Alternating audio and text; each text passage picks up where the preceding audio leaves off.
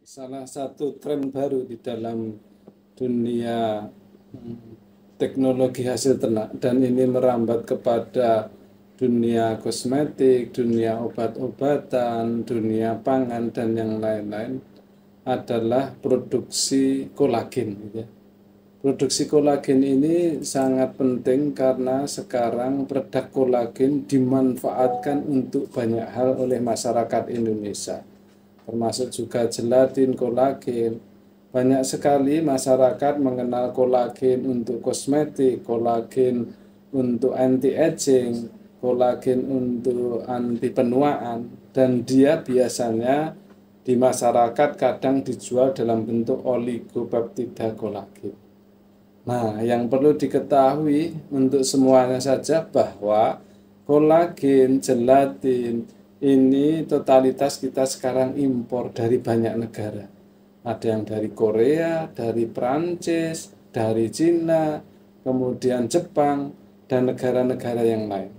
Kita hanya sebagai user, sementara kita punya banyak hewan yang dipotong jutaan, hewan yang menghasilkan produk hasil ikutan ketika dipotong baik kulit, tulang, dan yang lain seperti ligamen yang bisa dimanfaatkan untuk menghasilkan kolagen.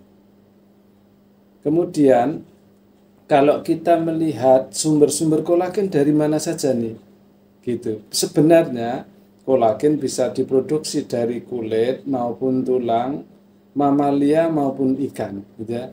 Ada berbagai jenis ikan di Indonesia, kulitnya, kemudian siripnya, kemudian fishbone-nya, gitu ya, tulang ikannya sebenarnya bisa dimanfaatkan juga untuk kolagen. Tetapi kenapa kemudian yang paling populer banyak dihasilkan dari hewan mamalia? Khususnya kalau di luar negeri banyak dari babi, dari sapi, gitu ya. Tetapi ada juga hewan-hewan yang lain seperti kambing, domba, kemudian unggas yang dia juga menghasilkan kulit dan tulang yang bisa digunakan sebagai bahan untuk memproduksi kolagen yang bermanfaat. Kalau dari ikan mungkin rendemen atau persentase yang didapatkan dalam jumlah kecil hanya 2%, 3%, 4%. Tetapi dari hewan mamalia seperti kambing, domba, sapi, dan juga unggas, kita bisa menghasilkan 10-15% dengan kualitas yang tidak kalah dikomparasi dengan kolagen dari ikan. Salah satu kelemahan kolagen ikan juga dia rasa amisnya itu biasanya masih terbawa sampai di produk akhir. Sementara kolagen dari mamalia dan unggas dia itu sudah dapat diproduksi di lab ya, teknologi kulit, hasil ikutan limbah peternakan, Fakultas Peternakan UGM dalam bentuk yang sudah tidak berbau sebagaimana bahan awalnya, gitu ya. Oleh karena itu kita kemudian kembangkan, kita isolasi kolagen itu dari apa saja yang kita kembangkan, dari kulit kambing, kulit domba, tulang kambing, tulang domba. Juga kita sekarang mengembangkan dari ceker bebek. Lah, bayangkan, ceker bebek yang selama ini yang dimakan cuma dagingnya, ada banyak ceker juga yang bisa dimanfaatkan untuk memproduksi kolagen. Dengan cara apa? Ada dua jenis kalau kita ingin mengisolasi kolagen.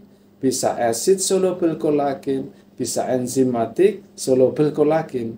Dua jenis produk ini yang biasanya diproduksi di pasaran internasional.